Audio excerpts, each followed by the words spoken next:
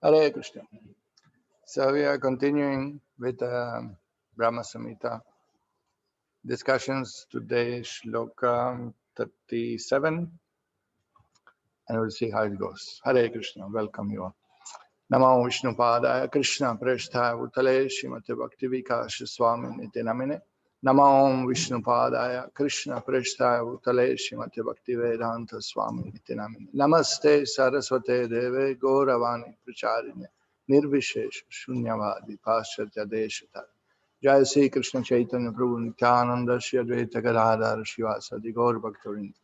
Hare Krishna, Krishna Krishna, Hare Hare, Hare Rama, Rama Rama, Hare Hare. So we are reading Shloka 37 of Brahma-saṁhitā. Ananda Chinmaya Rasa Pratibhavitabhis Tabirya Eva Nijarupataya Kalabhi Goloka Eva Nivasatya Kilatma Bhuto Govindamadi Purusham Tamaham Bhajami.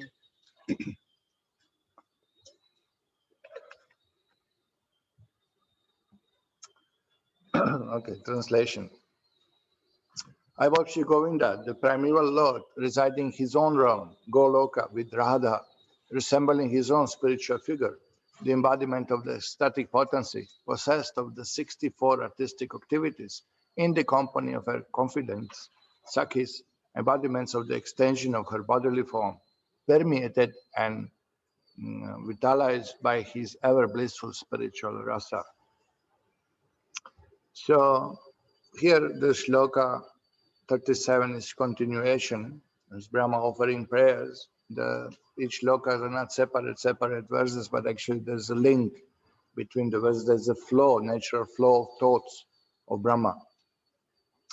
So if you remember previous shloka says that I adore the same Govinda, primeval Lord, in whose praise men, who are imbued with devotion, sing the mantra suktas told by Vedas, by gaining their appropriate beauty, greatness, thrones, conveniences and ornaments. So this shloka says that even people who worship for material, with material motivation, praise the Lord, they get their benefits.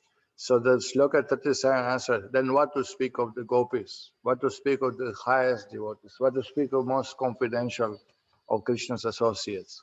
Ananda Chinmaya Rasa Pratibhavitabhis Tabireva Nijarut Pataya Kalavehi. So this is the shloka, no? I worship Govinda, primal Lord, residing his own realm with Radha, resembling his own spiritual figure, embodiment of ecstatic potency, possessed of the 64 activities, in company with Sakhis. So this is what is described here, that how much more Govinda rewards his dearest devotees, gopis. And also, here is said, Nivasati, Srila Jiva Goswami Nivasati, he resides with them always. Krishna resides in Vrindavan always with his most dearest devotees, exclusively with them. Another meaning of Goloka, Go refers to gopis, gopas. So Goloka means planet of the gopis and gopas. That's another meaning. So Krishna always resides there, Nivasati. Here you can see the word-to-word meaning. So now what he say? How he is always engaged there? Ananda, chit, knowledge, consisting of transcendental mellows, the spiritual feelings, the spiritual loving exchanges between Krishna and his most dearest devotees. And he considered them Akhilatma. He is the soul of all the souls, but for him also, they are considered Akhilatma, but as his own very self. This is how Krishna considered devotees in Vrindavan, that regarded him as his very self. So therefore, it is said that he always, Tabir Eva Nivasat, that he always resides with them. So that shows that excellent position of the gopis and Radharani mentioned here. So The reason is given why they are so exalted, why these gopis are so specially mentioned here, that Krishna always resides with them, consider him as his own very self. Why? Because Kalabhihi, their personification of his Hladini Shakti, Kalabhihi, who are parts and portions of his pleasure potency, Kalabhihi. So this is explained. In translation, you can see that Krishna resides with Radha, who is Hladini Shakti personified, resembling his own spiritual figure, Nija Rupataya, who is expansion of his own form. Krishna himself expands into Radharani, not Jiva Tattva, his own pleasure giving potency, spiritual potency, Srimati Radharani. And the embodiment, she is the embodiment of the ecstatic potency, means Hladini Shakti personified, possessor of 64 artistic activities, descriptive qualities and activities, in the company of her confidants, Sakis, embodiments of the extension of her bodily form. Now this is Kalabhihi. Explain that actually all the gopis, the principal gopis, Nitya Siddha gopis, are expansion of her own bodily form, her own expansion. These are potencies of the Lord. Again, none of them comes to category of Jiva Tattva, Nitya Sakis, this eternal gopis there. No? So because of that quality, this is explained why Lord is always with them, why he considers them his very self, why he never leaves Vrindavan, why he resides and perform pastimes of what nature? Ananda Chinmaya Rasa, of the spiritual, transcendental, completely pure nature.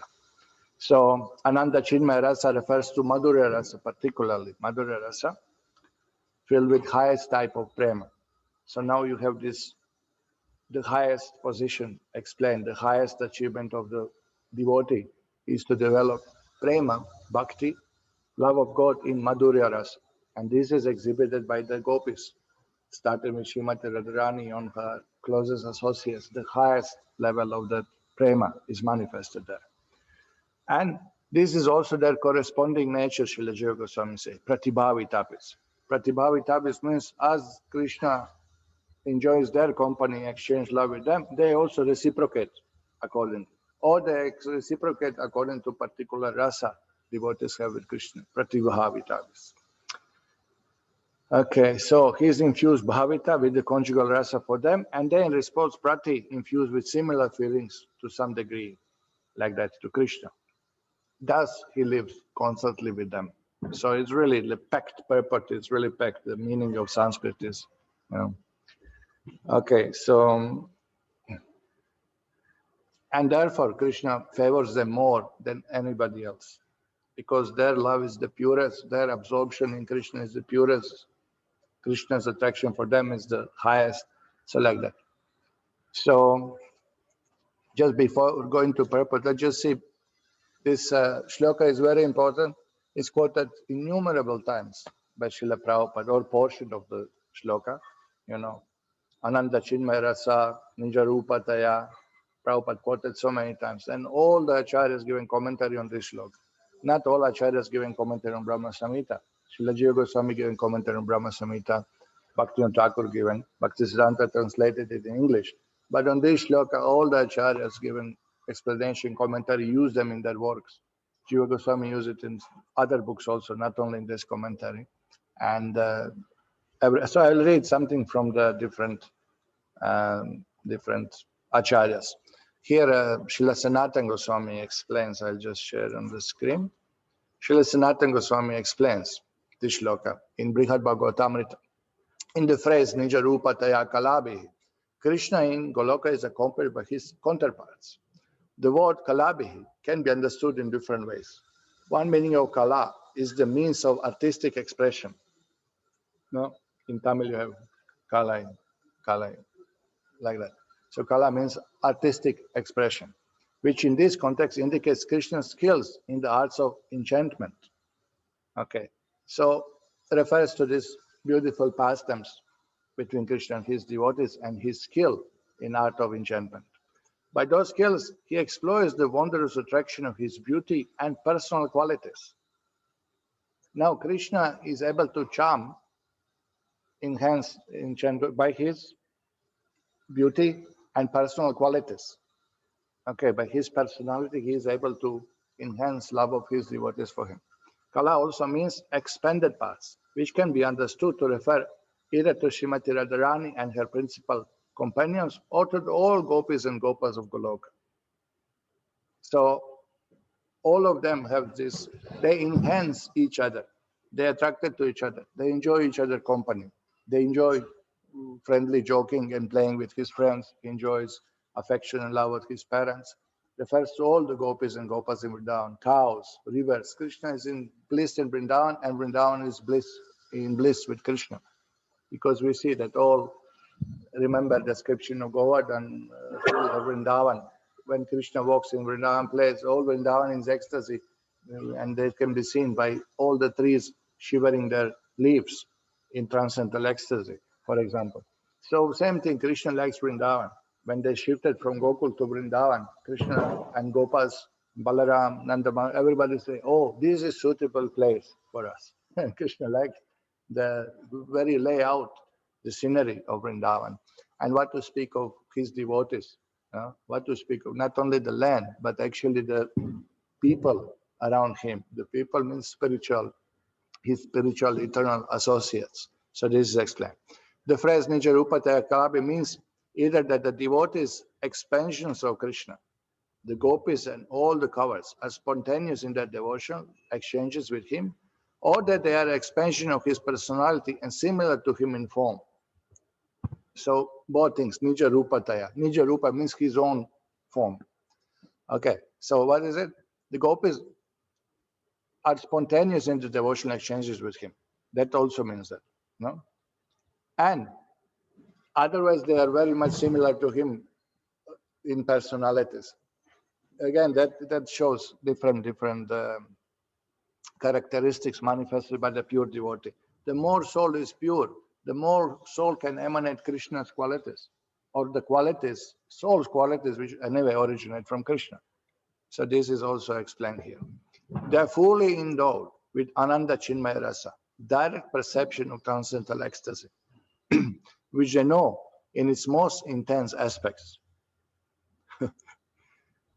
So they are fully endowed with Ananda Chinmaya Rasa. Actually, they are having original spiritual feelings, attachments.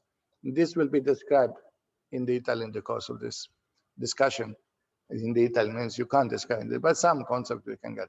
The love of God has its own gradation, its own intensity, its own exchange of feelings. All kinds of emotions are churned in the dealings between Krishna and his devotees in Vrindavan. So they know its most intense aspects. In fact, the power of bhakti eternally manifests these various devotees to serve as prototype emblems of each rasa. So these eternal associates of the Lord with Krishna, with whom Krishna relishes, they actually serve the prototype emblems of each rasa. Means, for example, Mother Yashoda is prototype devotee of the Vatsalya rasa. So all devotees who aspire to worship Krishna in Vatsalya rasa, they will meditate on her form, on her service, or her relation to Krishna, or her attitude, on her mood, on her on her associates, and that mindset, how she thinks, how it always breaks, like that. So this is this prototype. Why? Because Raga Atmika Bhaktas, the Bhaktas who already have Raga for Krishna, who are full manifested love of God.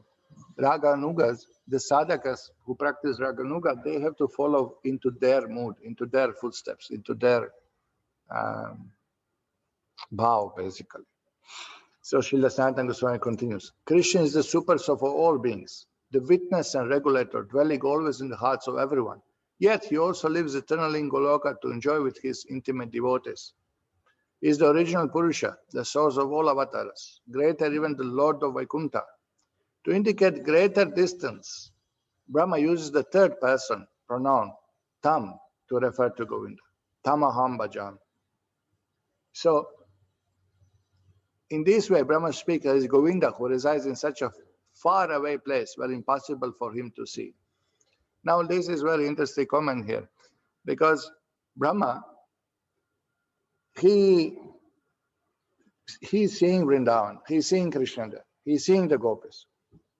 And he thinks this is so exalted, more exalted than understanding Krishna, Supreme Lord, Creator, more exalted that all his avatars and expansion, you know, is right there. But he has so much respect and appreciation for this Madhurya Rasa, Shinga Rasa, that he feels, I don't belong here. He feels this is so exalted that he offers tamaham to him. In third person, he says, to him I offer my pranam. Means that so much respect that now that I'm part of the group now and, you know, I'm freely mingled with Krishna, I'm so unqualified. They are so exalted devotees. This soul exalted rasa. These Krishna's associates are so exalted, million times more than millions of Brahmas. So he shows this respect, particularly for Vrindavan and his associates, for that aspect of the Lord, the Swayam Rupa of the Lord, which is manifested in Vrindavan and relation to the highest Madhurya Rasa. So this is very nice how the Acharyas noticed that one word makes big difference of attitude. He is there in his Swarupa as a maidservant. Still he is, you know, oh, what amazing. No, he's appreciating very much. So this is from Brihad Bhagavatamrita. Okay. Then Srila Vishnu Chakravarti Thakur also comments on this shloka. This is Brahma's glorification of Krishna. The gopis are expansion of Krishna, who has a form of eternity, knowledge and bliss. The gopi has separate manifestation, pratibhavitabi, of rasas filled with experience of bliss and knowledge. Okay, so separate manifestation means that to exchange the bhakti, the devotee and the Lord are required. So although they are his expansions, they are manifested separately with particular bhav, particular emotion. Every gopi is individual, just like all of us. We are all individual personalities. Even twins born, they are different persons. They look like a copy of each other. But if you talk to them, if you know them, you will understand minds are different, very different. Yeah? We had always this problem with Prem Kumar and Ram Kumar, who are twins, and they're looking same. And I don't know why they always dress them same clothes. You know, this is another one. You know, at least put one in blue, one in yellow. You know, but they always mother always dress them same and same hairstyle. So if one of them come, I have a problem. You know, I don't know which one has come. So we figure out after some time that Prem Kumar always laughs and Ram Kumar is always serious. So when one comes, I crack the joke, and if his man is in over Everest, I know it's Ram Kumar. That was the only way to understand, you know. So you can see everybody's in. So what is the point? The point is that to enjoy loving exchanges, prema bhakti, with the Lord expands it to so many gopis, or they assume, they manifest so many different varieties of bhav, so many different attitudes towards the Lord.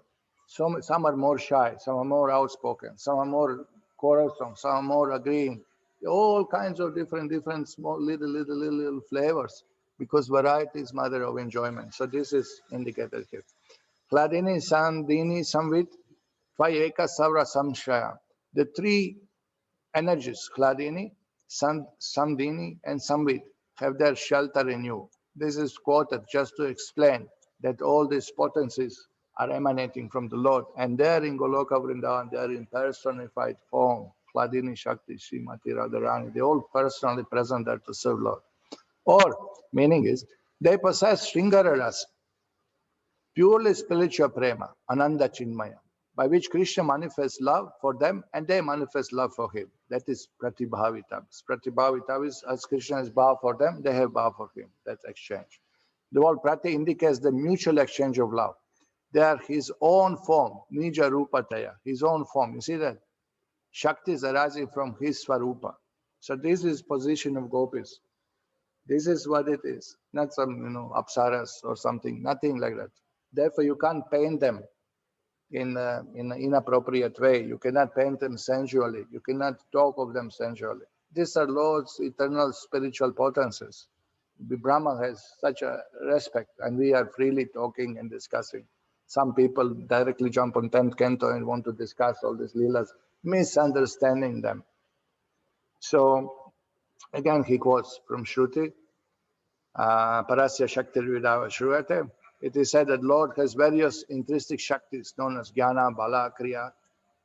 Vishnu Purana says, Vishnu Shakti Para Prokta, the Shakti of Vishnu is said to be supreme, spiritual potency. Vishnu Shakti Para Prokta quote is particularly indicating Swarupa Shakti or Chit Shakti, spiritual potency of the Lord. So,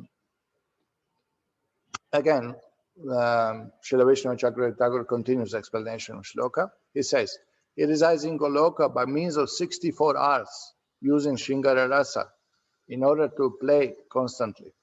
Now, the 64 arts are mentioned and all list is given in this purport. This is the biggest purport in Brahma-saṁhitā of all the shlokas. It's a huge purport. There is a reason for it. Because this shloka explains Shringara Rasa, explains Srimati Radharani and the Nitya Sakhis, Gopis, eternal associates of the Lord, which is always misunderstood in material world. That Madhurya Rasa, Shringara Rasa is always misunderstood by the mind contaminated by lust. And therefore, so much endeavor is given to explain that these are spiritual, Ananda Chidmaya, nothing to do with material creation, nothing to do with material birth, nothing to do with material attractions. So, this, and then 64 arts here mentioned, these are activities.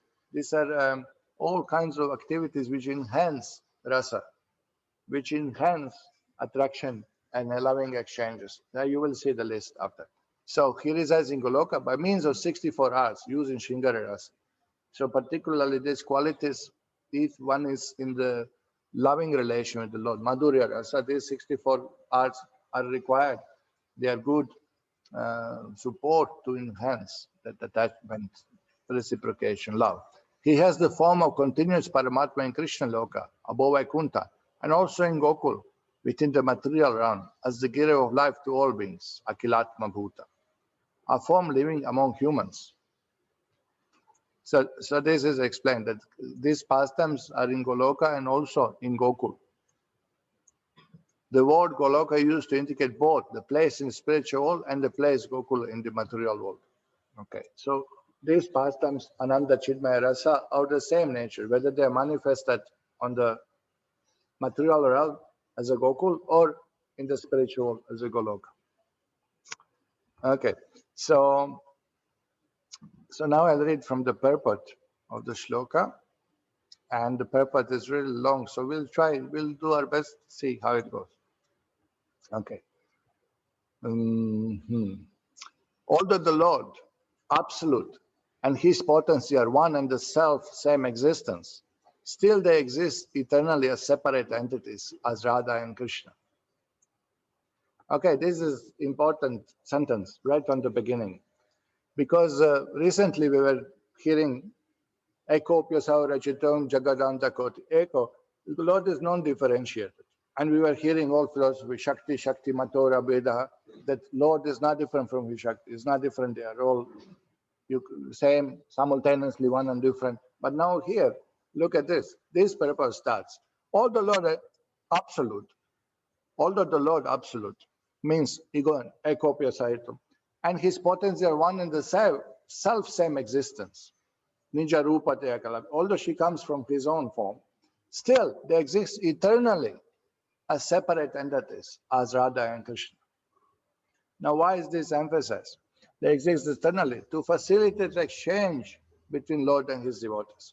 If Lord wants to enjoy Anandamaya Bhyasat, if Lord Rasavaisaha is the source of all rasa, all pleasure, that must be devoted there to exchange. There's no king without kinsman, without country, without queen, without army. Where is the question of king?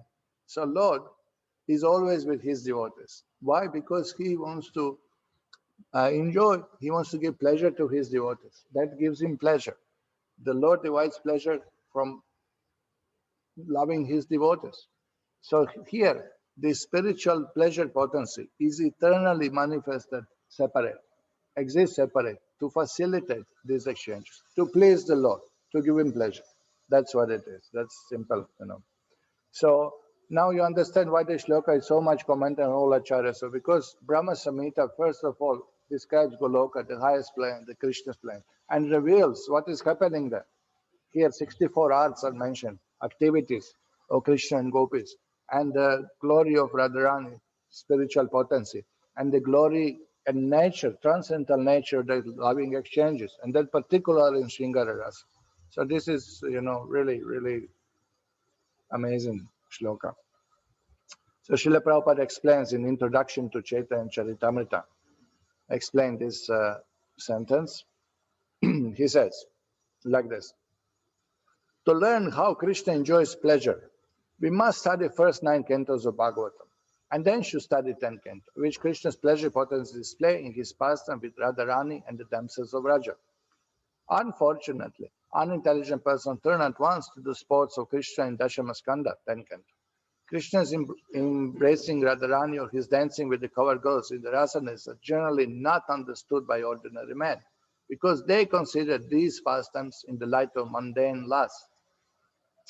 They foolishly think that Krishna is like themselves, and that he embraces the gopis just an ordinary man embraces young girl. Some people thus become interested in Krishna because they think that his religion allows indulgence in sex. This is not Krishna Bhakti, love of Krishna, but Prakrita Sahaja, materialistic lust. To avoid such errors, we should understand what Radha Krishna actually is. Radha and Krishna display their pastime to Krishna's internal energy. The pleasure potency of Krishna's internal energy, is most difficult subject matter. This is most difficult to understand because you are so envious. Why Lord is enjoying? Why he can dance with other wife, I cannot. No?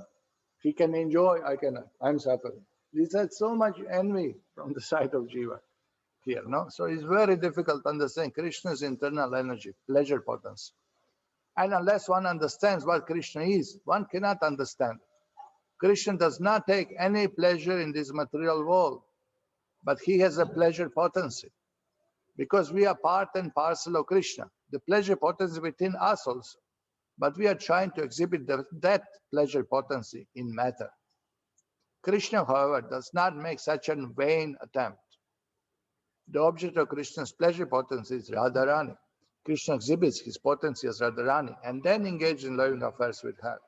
In other words, Krishna does not take pleasure in the external energy, but exhibits his internal energy, his pleasure potency, as Radharani, and then enjoys with her. Thus, Krishna manifests himself as Radharani in order to enjoy his internal pleasure potency. So where is the contradiction? God is enjoying with Radharani. That is his own expansion, his own Shakti. From his own body she came, meant to give him pleasure. This very purpose of her existence. Where is the question of something wrong, something inappropriate? Of the many expansions, incarnation of the Lord, this pleasure potency is foremost and chief. Now you see, Srila Prabhupada gives you clear understanding. What is position of Srimati Radharani? It is not that Radharani is separate from Krishna. Radharani is also Krishna, but there is no difference between energy and energetic. Without energy, there is no meaning of energetic, and without energetic, there is no energy. Similarly, without Radha, there is no meaning to Krishna, and without Krishna, there is no meaning to Radha. Because of this, the Vaishnava philosophy first of all places obeisances to and worship the internal pleasure potency of Supreme. Correct? Hare Krishna, Krishna Krishna, Hare Hare, Hare Rama, Rama Rama, Hare. That's what Prabhupada said. Hare is first. Radharani's name comes first. And 8 times in Mahamantra. Correct? Thus, the Lord and his potency are all refers to Radha Krishna. First, Radha comes in the name itself, Radha Krishna. Similarly, those who worship Narayan, first of all, utter the name of Lakshmi, Lakshmi Narayan. Similarly, those who worship Ram, first of all, utter the name of Sita. In any case, Sita Ram, Radha Krishna, Lakshmi, the potency always comes first. Radha and Krishna are one, and when Krishna desires to enjoy pleasure, he manifests himself as Radharani. The spiritual exchange of love between Radha and Krishna is the actual display of Krishna's internal pleasure potency, Ananda Chinmaya Rasa. This shloka is quoted for this. Although we speak of when Krishna desires, just when he did desire, we cannot say, because this is eternal realm, this is a place of no time. We only speak in this way because in conditioned life, we take it that everything has beginning. However, in spiritual life, everything is absolute. And so there is neither beginning nor end. Yet, in order to understand that Radha Krishna are one and that they also become divided, the question when automatically comes to mind. When Krishna desired to enjoy his pleasure potency, he manifests himself in separate form of Radharani. And now here it is. And when he wanted to understand himself through the agency of Radha, he united with Radharani. And that unification is called Lord Chaitanya. This is all explained by Srila Krishna Das Kaviraj in the 5th verse of Chaitanya Charitamrita. So this is the understanding. You see, for us, everything is linked, right from the top down to the material world. Everything is meaningful. Everything has a purpose. Everything is precisely delineated by acharyas. Okay, so yeah, I know this was long quote, but it makes sense, you know. So now we'll go back to the purport, and then we'll see. Okay, that was the first line of the purport. You see, it's a really, it's a very amazing purport. Now the details are given, explanation what the transcendental love consists of. No, so this is in the okay. In both the ecstatic energy and the transcendental Lord, there exists Shringara Rasa, amorous love, whose quality is inconceivable. Okay, so both the Lord and his transcendental potency, ecstatic energy, Kladini Shakti, they feel amorous love for each other. The vibhava, extension of that rasa, mellow quality, is twofold: alambana, probe, and udipana, stimulation. Of these, alambana is twofold: ashraya, supported, and vishaya, supported. Now, this love for Krishna manifested different things, enhance that rasa between the Krishna and his devotee. So vibhava, extension of that rasa, is twofold. Now vibhava has two elements, alambana and udipana. Now alambana is explained. Alambana again has the vision of ashraya, supported, and vishaya. Ashraya signifies Radhika herself, an extension of her own form, and the gopis. And vishaya means Krishna himself. Ashraya means the shelter, or one who has love for God in his heart, who holds, who is contains love of God.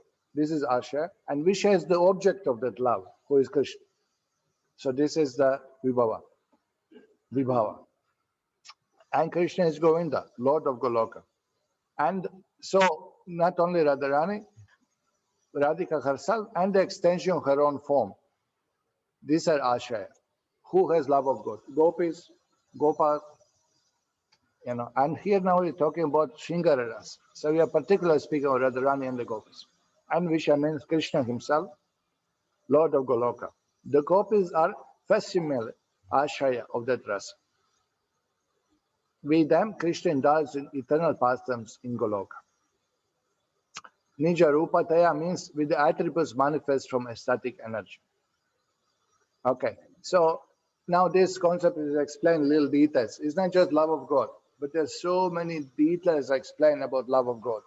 Different things which enhance love of God, different things which enhance different emotions, different things, udipanas, which stimulate remembrance of Krishna, attachment to Krishna, feelings for Krishna, like that. So this is all explained. So, okay, I'll just give a little bit from Srila Prabhupada's writings. This is quoted in Chaitanya Charitamrita, but shlokas are from Bhakti Rasamrita Sindhu, explaining this love of God. You see, we are simple devotees, we are all neophyte devotees, and for us is, you know, okay, chant Hare Krishna and love and develop love of God and go home back to Godhead. But there are many details given by our acharyas, and here this purport just hints. Okay, Vibhav, Alambana, Udipana, these are all explained nectar of devotion. Those when we are studying Bhakti Shastri, we are reading all those. And daily we don't discuss on classes because this is a high subject matter. Theoretically we should know what constitutes love of God, what are the components, and how it's developed. We should know. Otherwise we will be cheated and bluffed. Sometimes people exhibit symptoms of love of God, cry and roll on the ground, this, that, but their character doesn't match. They don't follow the Shastra. Their practice in daily life does not match their symptoms. So unless we know the theory of rasa, we'll be cheated and bewildered, as many, many people today, cheated by bogus avatars, bogus sadhus, bogus devotees, bogus Bhagavatam speakers. So we should know this. So you see, this purport just hints, okay, that Shringara rasa has many components, and these components give varieties of emotions and feelings in Shringara rasa amongst the Krishna and Gopis, just showing what means Ananda Chinmaya rasa, what means loving exchanges with the Lord. So look at this explanation. This is briefly, we are going briefly through it. The material desires to enjoy material world, bhukti mukti sprihayavat, pishachi hridi vartat. What is it? The desire of bhukti mukti like a witch in our heart. If we are thinking, enjoying material world, there is no way of feeling transcendental happiness. There is no way that we cry for Radha and Krishna. There is no way that we experience any of Ananda Chinmaya rasa. Okay. As long as these witches remain within the heart, how can one feel transcendental bliss? As long as these two witches remain in the heart, there is no possibility of enjoying the transcendental bliss of devotional service.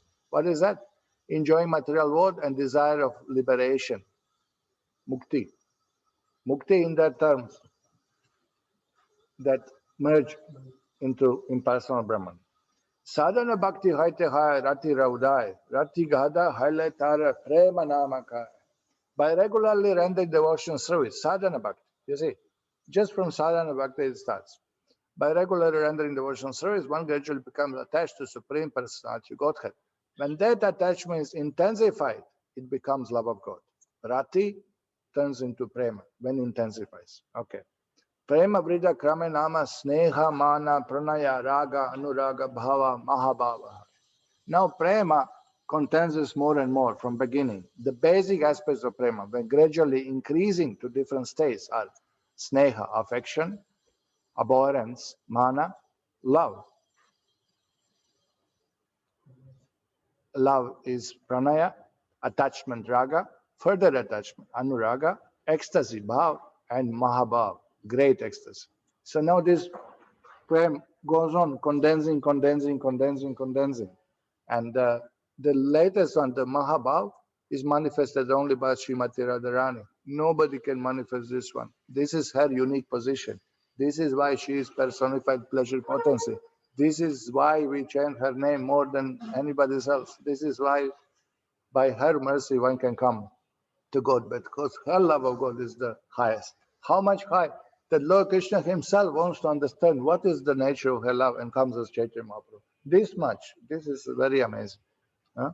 Okay, so Chaitanya Charitamrita goes on. The gradual development of prema may be compared to different stages of sugar. First, there is seed of the sugar cane, then juice extracted from the cane. When juice is boiled, it forms liquid molasses, then solid molasses, then sugar, candy, raw candy, and finally lozenges. Yeah, lozenges. All right. Sorry, my English is very poor, but we all know the sugar is very sweet. So, so this example gives you some idea, because this is something practically we can see. From one thing, how much comes sugar cane and then juice and condense. And you can see all stages has sweetness, but it's different flavor. The different aspects appears different, more condensed. Okay. All these stages combined are called sthayi bhav, or continuous love of God in devotional service. In addition to this stage, there are vibhav and anubhav. Now, addition to this, when this steady, firm love of God which is manifested are manifested through vibhav and anubhav, then you get all kinds of different flavors. Vibhav, anubhav, sattvika, vyabhichari, sthayi bhav, arasahai, chari.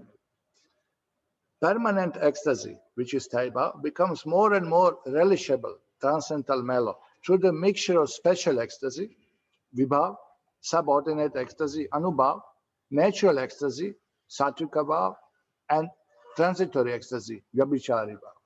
So these are all explained. You see how much is love of God. It's not just sentiment of some cave people, as the modern Indologists try to explain. Bhakti are just sentimentalists. They sing and cry. They have no knowledge of Siddhanta. They have no knowledge of Vedanta. They don't know what's their name, which is true. Because one who has love of God, he forgets his own name. He just chants Krishna's name. You know? So, you see, their Bhakti cult is considered sentimentalists cult. And this is our acharyas. Look how much knowledge they give and how much explanation. It's so impressive. It's so meaningful. It's so clear how it goes. Yogurt mixed with sugar candy, black pepper, and camphor is very palatable and tasty. Now in South India, yogurt itself is tasty, correct? But when you make little sugar candy, black pepper and camphor, it's very amazing. Similarly, when permanent ecstasy mixed with other ecstatic symptoms, it becomes unprecedentedly tasty. Dvivida vibhava alambana udipan. Vamshiswaradi udipana krishnadi alamban. So here now explanation, what is this vibhav and what is alambana, udipana, what is this? There was no translation of this one, is it? Okay, here it is. There are two kinds of particular ecstasies, vibhav. One is called support, another is called the awakening. The vibration of Krishna's flute is an example of awakening, udipana. When devotee hears Krishna's flute, immediately his love of God awakens. We are talking now about the devotees who already have sthāyi bhāva, fully manifest the love of God. Now, when devotee who has already loved Krishna hears his flute, that immediately triggers rasa. That rasa is difficult to define. It's not just feeling. It's an attachment to Krishna in particular way that devotee personally has relation with Krishna. So whatever, if it is understandable. And Lord Krishna himself is an example of support. Lord Krishna himself, when you see Krishna, that itself triggers that attachment. But Krishna's flute also, and there will be a list of items which are udipana, which can trigger that rasa, which can enhance the rasa. It gives, more churns that love of God. Love of God is there, but when you hear flute, it's like this.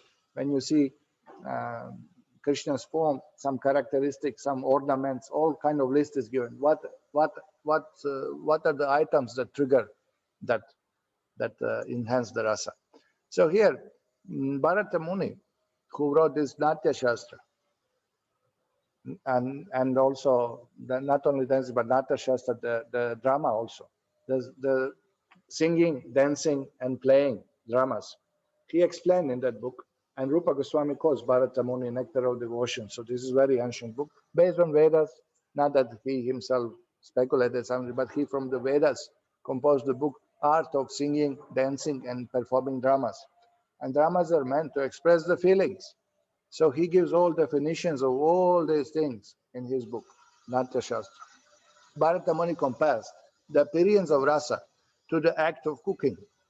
The various ingredients like vegetables, herbs, spices, and so on are the raw material, and the final product is cooked dish, relishable and complete. Although so many ingredients are present in it. The sages have asked him, what is rasa? And he replies, rasa is something that can be relished. This is the definition of rasa. And how does one relish? How does one relish a sentiment, a rasa? Just like the noble people taste the sumptuous food and different tastes within it, so that the noble-minded spectators relish the various sentiments in dramatic representation. So you see, you cook different varieties of dishes, and you have a meal you are eating, but there are so many different flavors, and the way you eat also, how you combine, it's very unique according to your taste. No, I've seen people who mix what is that, anjeer, what is that, fig jam they mix with tamarind rice. This is very unique rasa, only Gujaratis can display.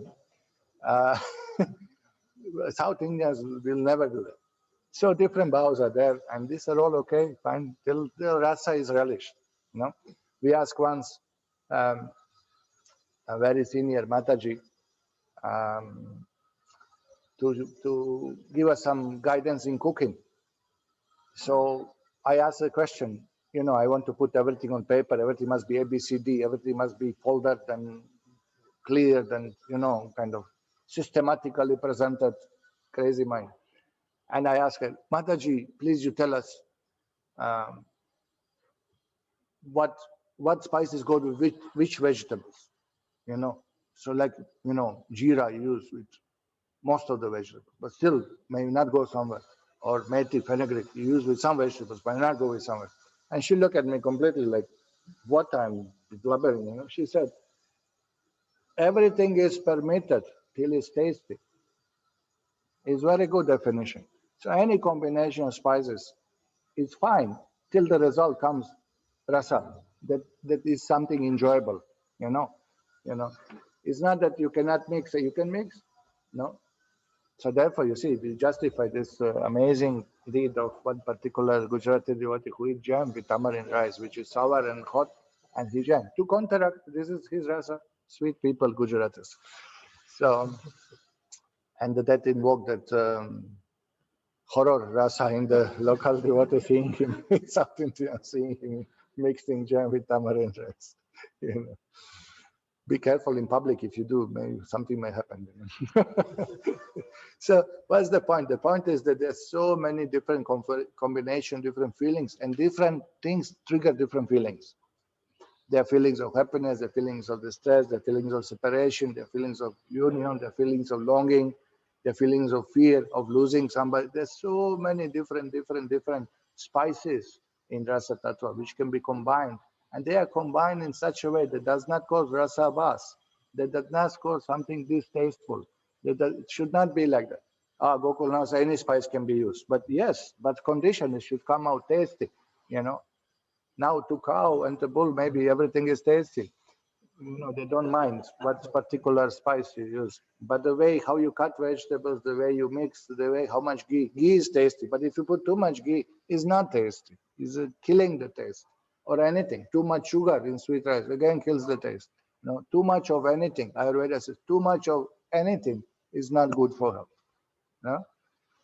So this is what we are learning now in this rasa. Okay. So again, Bhakti Rasamrita Sindhu explains, Vibhav. The cause bringing about the tasting of love for Krishna is called Vibhav.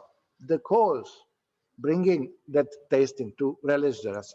Vibhav is divided into two categories, Alambana and Udipana. Again, same thing. Agni Purana is quoted.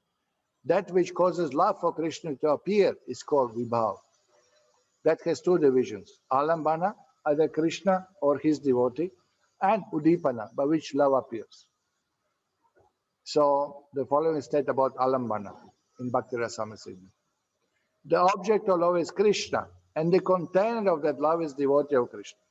Learned scholars call that Alambana, the foundations. Similarly, Udipana is described like this. Those things which awaken ecstatic love are called Udipana. Mainly this awakening is made possible by qualities and activities of Krishna, as well by his mode of decoration and the way his hair is arranged. All this can trigger particular feeling, particular emotion. And now we are really speaking about Shringara Rasa. We are speaking about particular rasa. So here are some examples of Udipana. What can trigger that rasa, that enhance? Krishna's smile, the fragrance of his transcendental body, his flute, bugle, ankle bells, conch shell, the marks on his feet, his place of residence. Just by going next to Krishna's house, triggers love of God. Oh, Krishna, see him, he's coming. Or invoke some memories. Oh, yesterday, we were playing this, that. His favorite plant, tulasi, his devotees, and the observance of fast and vows connected to his devotion, all awaken the symptoms of ecstatic love. You see, Udipana, what can be listed as Udipana. Okay, so Srila Prabhupada explained, Vishaya and Ashraya are two very significant words relating to reciprocation between Krishna and his devotee. If you are Gaudiya Vaishnava, and if you do not know the term Vishaya and Ashraya, that you are, you have to know this. The devotee is called Ashraya, and his beloved, Krishna, is Vishaya. The different ingredients are involved in exchange of love between Ashraya and Vishaya, which are known as Vibhav, Anubhav, Satvika, and Vyabhichari Bhav. Now you can see the purple hint is just Vibhav, because from Vibhav comes Anubhav, another symptoms, manifested symptoms. Satvika Bhav, Vyabhichari Bhav, tears rolling on the ground, hair stands on the end, stunned. So many symptoms are described. But they are all triggered by these udipanas. They're all triggered by these alambanas. This is how it goes. And then it externally shows, externally is manifested.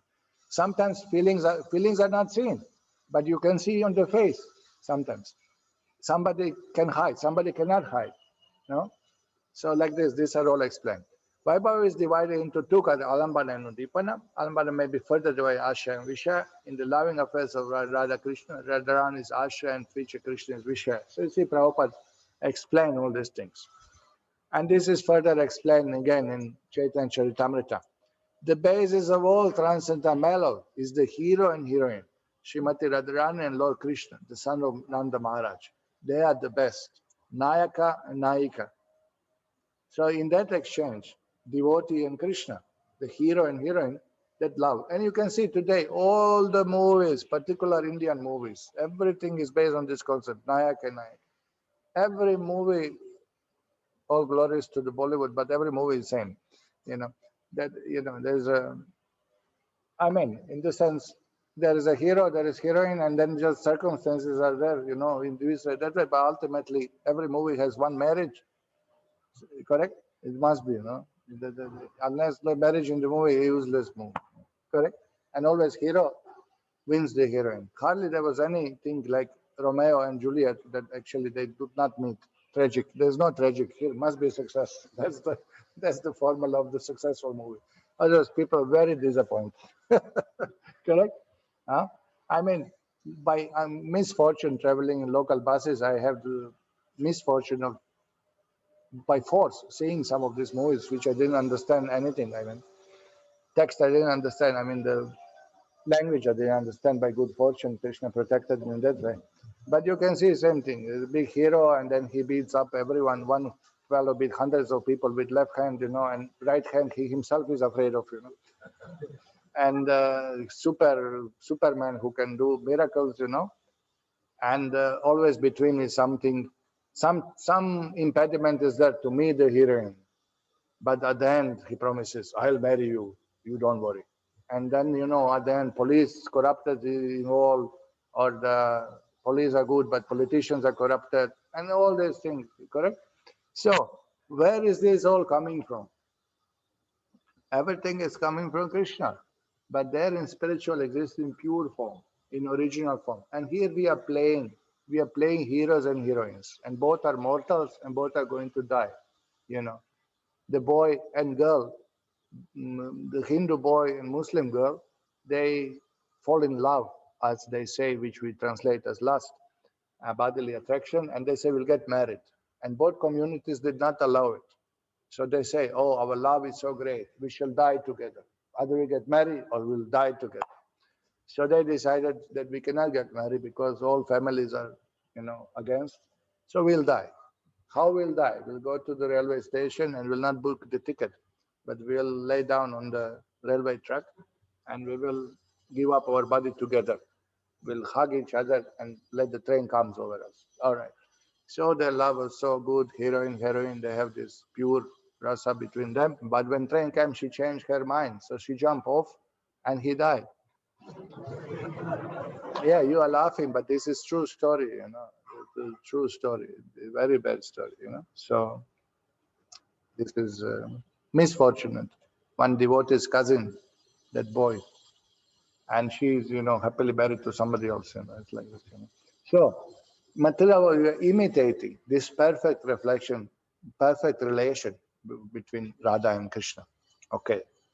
So here, just as Lord Krishna and Srimati Radharani are the objects and shelter of mellow conjugal love, Asha and Vishaya respectively, so in the mellow servitorship, Krishna, son of Nandamar, is object, Krishna is Vishaya, and servants like Chitraka, Raktaka, Pataka are the shelter. They are Ashraya. So this Vishaya Ashaya does not refer only to Shringa, refers to all the rasas. The devotee who holds the love for God and the object of that love, Krishna. So here are examples of devotees who are the Ashaya. Similarly, in the transcendental mellow of friendship, like Krishna is the object, and phrases like Sridham, Sudama, Subala are the shelter. In the transcendental mellow of parental affection, Krishna is the object, and Mother Yashoda and Nanda Maharaj are the shelter. So this Chaitanya Charitamrita explains this, Ashaya and Vishaya. So Srila Prabhupada explains further. The transcendental consciousness of the Lord tells him, I'm Krishna, and I experience pleasure as the Vishaya. The pleasure enjoyed by Radharani as Ashaya is many times greater than pleasure I feel. And another place they say, million times greater. Because love of God is such a feeling that God cannot understand. How can you understand? You are God. You can't understand how devotee loves you. And this is something very amazing. This is the only thing that God could not understand, apparently. Therefore, to feel the pleasure of Ashaya category, Lord Krishna appeared as Sri Chaitanya Mahaprabhu. So now you see how everything is linked, all this. Why this all in Chaitanya Charitamrita quoted, no? Because that explains the appearance of Chaitanya Mahaprabhu. That explains the purpose. That explains why he is most merciful. Because by chanting Hare Krishna, he is giving love of Krishna in Madhurya Rasa. In association with his devotees, one can achieve this Madhurya Rasa, which gives the biggest pleasure to Krishna. He can relish it simultaneously, and he as a Krishna is giving it to everyone because that gives pleasure to Krishna. That gives the topmost pleasure to Krishna. All right, so now Prabhupada summarized all of this in teaching Lord Chaitanya because that book came first out of fear that where there is enough time to publish commentary on Chaitanya Charitamrita, Prabhupada gives summary of Krishna book, Gita first, Krishna book, and then he given the teaching Lord Chaitanya. So that all devotees are safe. The Krishna Bhakti can stay and spread all over the world with clear definitions, explanations of the transcendental nature, Ananda Chinmaya Rasa Pratibhavita of Krishna and the gopis. So Prabhupada summarizes like this. When one is actually situated transcendentally, there is no fear of falling down. This stage is technically called Sthai Bhav. There are further developments within this stage known as Vibhav, Anubhav, Satvika, and Vyabhichari Bhav. When those four ingredients are added to steadfast position of pure transcendental life, there is actually an exchange of rasa or transcendental mellow with the Supreme Lord. This exchange in loving reciprocation between the lover and the beloved is generally called Krishna Bhakti Rasa, the transcendental taste of exchanging loving sentiments between devotee and the Supreme Personality of Godhead. So rasa is dynamic, prema bhakti is dynamic, it's not static. Something is that you churn all the commotions of emotions. It should be noted, however, that the transcendental loving exchanges stand on the steadfast position of Sthai Bhav, as explained above. The basic principle of Vibhav is Sthai Bhav, and all other activities are auxiliary for the development of transcendental love. The ecstasy of transcendental love has two components, the context and cause. What is this? Alambana and Udipana, again, Prabhupada just summarized. The context is also divided into two parts, the subject and the object, Ashaya and Vishaya, correct. The exchange of devotional service is subject, and Krishna is the object. His transcendental qualities are the causes of excitement. Now this is Udipana. Okay, his transcendental qualities are causes of excitement. This means that the devotee who becomes enormed by transcendental qualities of Krishna becomes excited to serve him. The impersonal Mayavadi philosophers say the absolute truth is nirguna without qualities. But the Vaishnava philosophers say that absolute truth is described as nirguna because it has no material qualities. Now you know why devotees are so much against these impersonalists. Because they kill the rasa. There is no love of God. There is no rasa. They are not giving pleasure to Krishna. They don't even accept that there is a need to please Krishna, that I am eternal servant, meant to please Krishna, meant to exchange rasa with Krishna. They completely cut off. There is no concept of rasa, no relationship, no love, no giving pleasure to Krishna, no any idea of it by this impersonal aspect. And devotees who have love, they're so disturbed by that. You're supposed to love God. No, he does not. There's no form. Nirakar, Nirguna, Avyakta.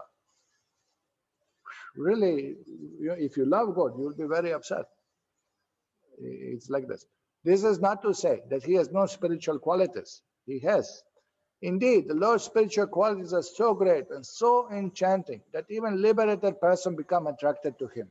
Now, this is the Atmarama verse explanation. Even liberated souls are attracted to Krishna's qualities. That shows Ananda Chinmaya Rasa Pratipaya, that these Krishna's transcendental qualities, the feelings, spiritual feelings, because soul is already liberated. Where is the question again developing material attachment for Krishna's form, or having lusty feelings or anything like that? But the soul is already liberated. Where's the question? Why the sannyasi who already give up material life, mundane life, family life, sexual activities altogether, why do they discuss about Radha, Krishna and Gopis' love for Krishna? Why Vyasadeva is writing this in Bhagavatam? Because it's Ananda Chinmaya Rasa. It's a spiritual, transcendental by nature. And it is the very feeling of the soul, the very feeling, the very nature of the soul to love God. Anandamaya Vyasad, Vedanta Sutra explains, Lord is made of Anand. He feels pleasure. And the soul also, Anandamaya Vyasa.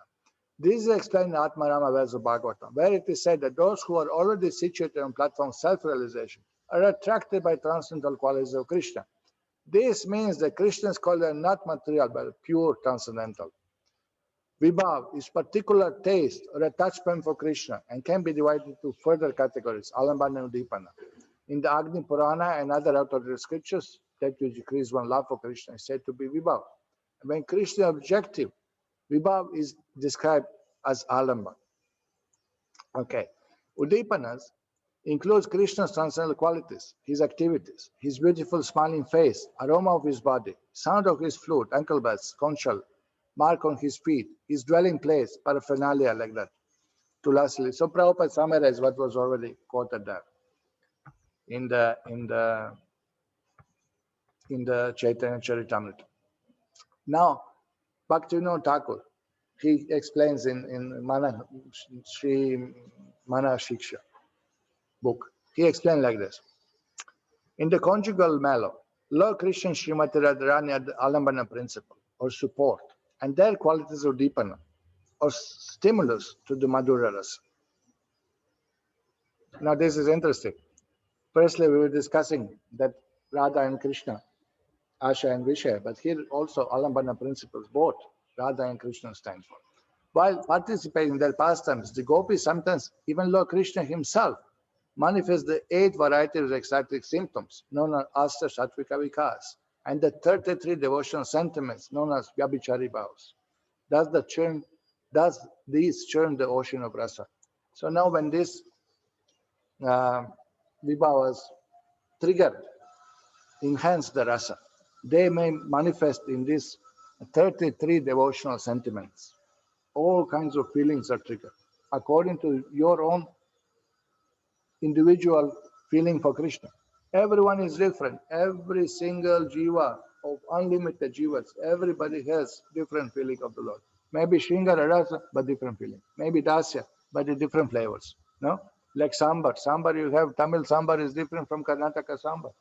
And that's different from Telugu sambar. Correct? And that's different from how they cook it in Kerala. Correct? And that's different how they cook it in Lanka altogether. So, what is it? Is sambar. You may say like that. But different flavors. What's different country? Every house has different sambar. Correct? It's a fact. No? Yeah. Oh, you are from Saudi. We make sambar for you. And so, oh my, it looks so different. No, my mother cooks differently. Yeah. It's a notice. Everybody can say. Yeah? Okay. So what do we do? There is an unlimited topic. Okay. Now let's see. This is very interesting how Bhaktivinoda Thakur explains. Objects and persons who stimulate bhava are called udipan. Krishna's qualities, endeavors, smile, bodily fragrance, flute, bugle, embellishments, means ornaments, ankle bells, conch, foot impressions, place of pastimes, these are all again quoted. Of Krishna's qualities, there are 3 kinds. Now, of all of this, first is mentioned Krishna qualities. Now he is explaining little details here. That's why I quoted here. Of Krishna's qualities, three kinds of things: kaika, physical; vachika, vocal; and manasika, intellectual. Now you see the kaika, physical. This is Udipana, Krishna's body. When you see Krishna, now you see this. His age is one of the main kaika qualities, as described in Bhakti Rasamrita. Now he goes on explaining kaika in details. The Kumara stage lasts until the age of 5. Pauganda up to 10, Kaishora up to age 15. From then on, one is known as Yovana, youth. Kaishora is further divided into Adi, beginning, Madhya, middle, and Shesh, end. The most prominent kaika, bodily quality of Krishna, is his Saundarya, beauty, and attractiveness, which is described as perfect grace and symmetry of all his bodily features. So now, of kaika, which is Kumara, Pauganda, and Kishora, in Kishora, beginning, middle, and end, of all of this is described this particular time, this particular form, this is which manifests Saundarya, which all his limbs are perfect. Just like perfect proportion, perfect smoothness, perfect color, perfect smell, perfect softness, everything is manifested. That is most attractive all Udipanas. So you see how much details are sharing. This is amazing, just to show a little bit. It's not just black and white. It's not just sentiment. This is science of rasa, you know. So there's prasadana, embellishments, ornaments, includes his attire, his style of dress, his ornament jewelry. Krishna's flute, one of which always in his hand, are of three varieties. Now Krishna's flute is Udipana. Now explains Venu, Murali, Vamshi. And then goes on explaining how many holes in the flute of Venu, what is the size, how many fingers length, what is the thickness, Murali, Vamshi, when he plays Venu, whom he is calling, when he has Murali, whom he is calling. Just amazing, you know, this is so amazing. This is all science, which we are not aware. We are aware by the mercy of acharyas, you know. So, you know, there is so many details. Okay, I'll finish with this. This is the last quote for today. All the paraphernalia and personal traits of Krishna are infused with Udipana Bhava, which invokes love for Krishna. As the devotee's attachment is stimulated, the devotee becomes filled with bliss and Sthai Bhava is produced within his heart. Sthai Bhava in turn crystallizes into rasa. So this is how all these things are there, just enhance and make devotee relish. Okay, I'll stop here. We'll be continuing tomorrow because we covered a little bit of the purport. And yeah, there's some more explanations given. Okay, I'll stop here, and please hold your questions for when we finish the shloka, because many things will be answered in the course of when we go through the end of the purport.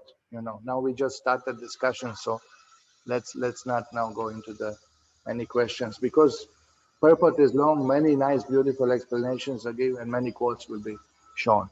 So thank you very much for coming, patiently hearing, and see you tomorrow. Thank you very much. Śrīla Prabhupada ki jai, Śrī Brahma-saṁhitā ki jai, Gaur Premanande.